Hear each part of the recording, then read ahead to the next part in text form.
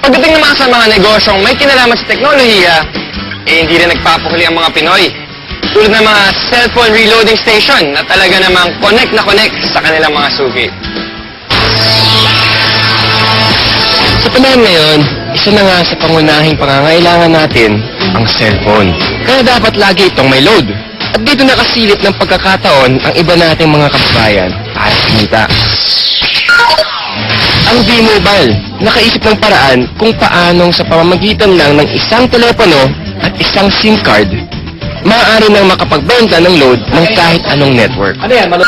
Ang kaibahan nitong V-Mobile, gamit mo yung cellphone mo, makapagbebenta ka ng lahat ng klase ng prepaid, cards at saka electronic, para magkaroon ka ng negosyo. Taong 2008, nagsimula ng V-Mobile ang negosyong ito. Ang sistemang gamit nila, all-in-one load service, kaya one-stop shop ang kanilang serbisyo.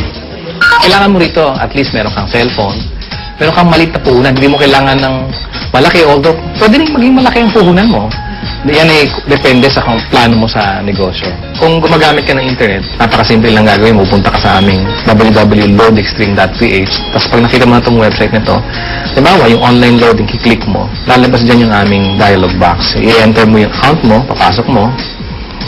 So, in this case, pipiliin ko na lang, papasok ko yung aking sekretong PIK.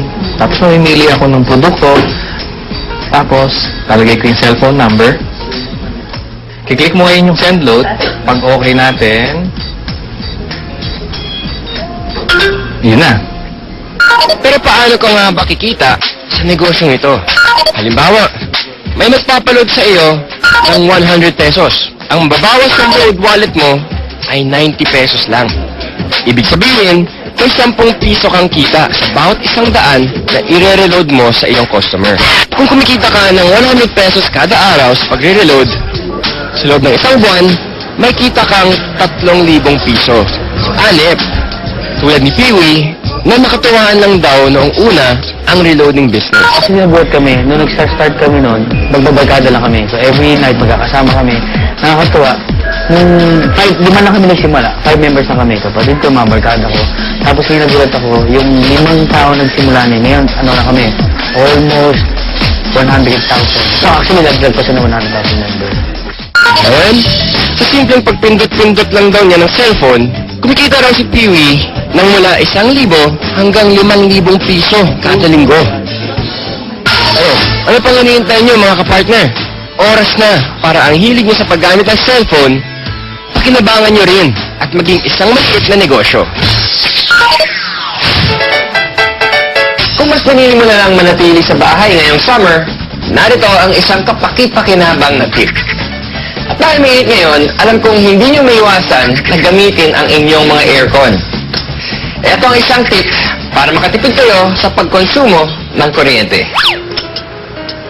Ilagay sa timer mode ang aircon at iset sa 2 hanggang 3 oras lamang. Pagkatapos nito, buksan ang ventilador para mapanatili ang lamig ng kwarto.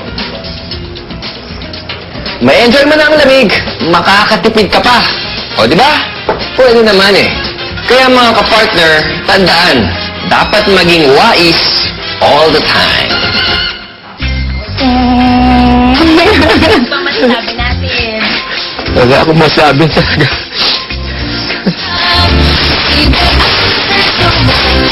Iba ang